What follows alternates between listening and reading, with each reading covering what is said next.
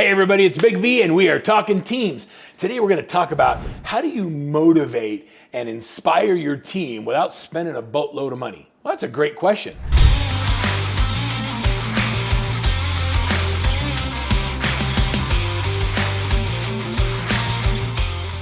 You know, I've often said that who is it that we coach? Who is it that we want to have on our team? And it all starts with selecting the right people. As a matter of fact, somebody asked me one time, who do you coach? And I remember a great Olympian talking about who he coaches after winning his 4 gold medals and 3 silver medals. And he said to me, have you ever seen a puppy on a leash where a young boy is trying to hold that puppy back and he's pulling him through the park? He goes, I coach that puppy. If I have to motivate you or put meat in front of your nose or kick you, then I don't have time or energy for you. So as you select people to be on your team, I want you to think about who it is you want to be able to inspire, to be able to train, to be able to pour into so they can have success. Because you can't make somebody want something more for themselves than you want for them. Does that make sense? I mean, how many times as a leader have you be, I just wish they would do it like I would do it, or I just wish they were hungry, or I just wish they got them to do the work. The problem is, it's not that they're not motivated. I would say that most people, and that includes your agents, get up every day and they want to be successful. They have a genuine, true desire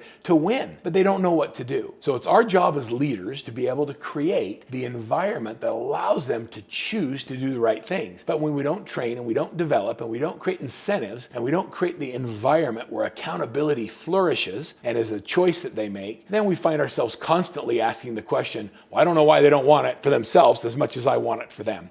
So let me give you a few ideas or a few things that we like to do to motivate and inspire our team members. There's 2 concepts in accountability. The first one I'll call sticks. The second one is carrots. Now, you know where I'm going with this. A stick is a penalty, or, you're grounded, or I'm going to put you in the penalty box because you did something wrong. Let me give you an example of stick type accountability. So every day we do a thing called daily success habits. The daily success habits tracker is where you get 61 points a day doing dollar productive activity. Everybody on the team, when they sign to join the team, they sign a document said that they agree to the 10 things to be on my team. The 10 specific things to be on my team. And in that is we do a daily huddle. We role play scripts and dialogues for 30 minutes, we prospect for an hour, and we get 61 points a day doing dollar productive activities. Well, they signed that to join the team, and now all of a sudden they're not doing it. So we go back and we revert to the 10 things to be on my team. As a matter of fact, I'm just going to give you that. The 10 things to be on my team you can pick up as a download right here just for watching this video today. The 10 things to be on my team, I want you to make copies of it, I want you to use it, I want you to implement it, but you got to follow up on the commitments you make to your team members if you actually ask them to sign it. Okay, so now they've done the 10 things to be on the team, and now we have a problem. The problem is agents aren't doing the work. They're not showing up for huddles. They're getting 12 points instead of 60 points. So how do you create an incentive, or how do you create motivation? Well, let's use the stick method first. The stick method would be really simple. When we join the team, when we talk about the 10 things to be on the team, one of the things we agree to is our core values. And in almost every core value, when any team puts together their core values, honesty and integrity becomes a key factor in those core values. So when honesty and integrity is part of your core values and you make a commitment to do something and then you don't actually do it, where's the integrity in that? So the first thing we remind them is the promise they made to not only us, but the promise they made to themselves.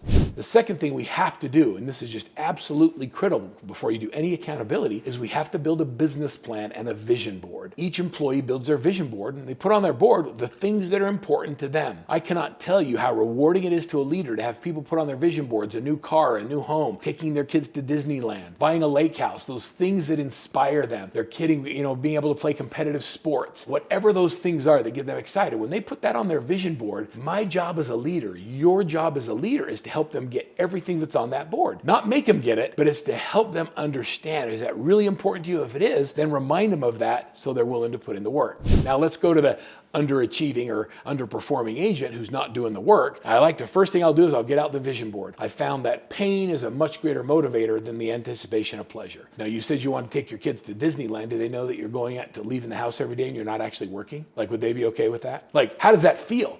Even me saying that makes you probably feel a little bit uncomfortable because you would never intentionally lie to your children, but your actions speak way louder than your words. And so if you say, this is something that's important to me, but then you get up every day and you do fake work, that's the pretend pretending of busy without actually doing anything that moves you closer to your goals, then where's the integrity in that? You're actually lying to your family because they believed you actually went to work today to go to work. Get out the vision board, remind them of those things, and let them feel. As a leader, it's okay to put your finger in the pain. Get it out there and say, is that really important to you? Maybe you should put a couple of Disney figures on their desk and remind them that Disney is just around the corner if they just do the work. Or a picture of the new home they want to buy and getting out of their parents' basement. There's all kinds of cool things you can do with motivation using the stick method.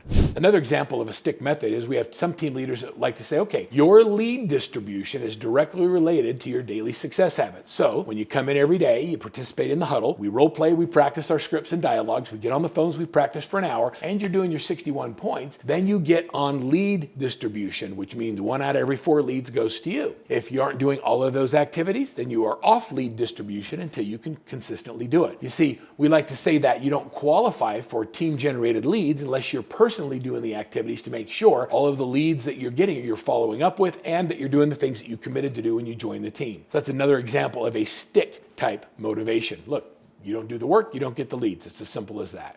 Now let's go to my preferred method of motivation, and that's getting people to do things using the carrot method. I love carrots. Well, I actually don't like carrots. I love candy bars. Let's use candy bars instead of carrots. I think that's more interesting. So let's use the candy bar method of motivation, where instead of giving them pain for not doing something and penalizing them, let's reward the behavior that we want. I found that salespeople, and it doesn't matter if you're in car sales or home sales or direct selling or door-to-door sales or doing solar or working in retail, salespeople generally are competitive by nature. Do you agree with that? We like to win. I'm a salesperson in my core, and I don't even care sometimes about the money. I care more about, did I get the sale? Did I make something happen? Did I change somebody's life? I love the game of sales. So salespeople love the game, and when you gamify activities, they get more involved in it. One of my favorite teams that I coach out of Houston, Texas is the Christy Buck team. I love watching Christy Buck as a leader because she's so innovative in the way she creates incentives for her teams to participate in doing the things that she knows they need to do to be successful. Let me give you an example of some of the carrots that she uses. She has a team full of high-performing women on her team, and she'll say, okay, here's the deal. Everybody does their daily success habits this week. When we get to Friday, we're going to take half a day Friday off. We're going to go to the lake house, and I'm going to have somebody come in, and they're going to do manicures and pedicures for everybody on the team. So you do your DSHs, we go to Team Mani-Pedi Day. Now, I don't know how that works for Christy's team, but I'll tell you this much. They all hit their numbers. They get their 61 points, they do it, and then she gets their mani-pedis done. Another activity she might use is she might use a, I don't know what you call it, like a bingo wheel. And so every day you get your 61 points, you get to spin the wheel and you get to take a token out. That token has a number associated with it, and then she has prizes associated with those numbers. It might be a $25 gas card. It could be getting your nails done. It could be $25 to Amazon. It could be any one of the different prizes. And so every day you get your 61 points, you get to spin the wheel and you get to take out a number and then get whatever prize you want that is associated with that number. Another fun game that she does is she says, okay, we want to all go to Workman Success's Leverage Conference every single year. And so when you have a number of consecutive days of doing your daily success habits and you do your daily huddles and your role plays, then you get an entry into winning a ticket, an all-expense trip to Workman Success's Leverage Conference. Now what happens is the agents all want to go to the conference, but they don't want to have to pay for it. And here's what she's learned. Christy's learned that when they do the activities, sales absolutely happen. When you do the work, sales happen. So the expense of sending someone to a conference or making a trip out of it is not really an expense, because when they do the work, they generate revenue. Motivating, inspiring your people is fun. It's something that we all need to do, and we need to find what motivates our people the most. So start with your vision boards, have a great plan, make sure they sign the 10 things to be on my team. Remember, if you just click on the link right below, I'm just going to give that to you, the 10 things to be on my team. Start with setting the stage for what accountability is going to look like as a team, and you're well on your way to high motivation, high inspiration, and accountability, which is also love.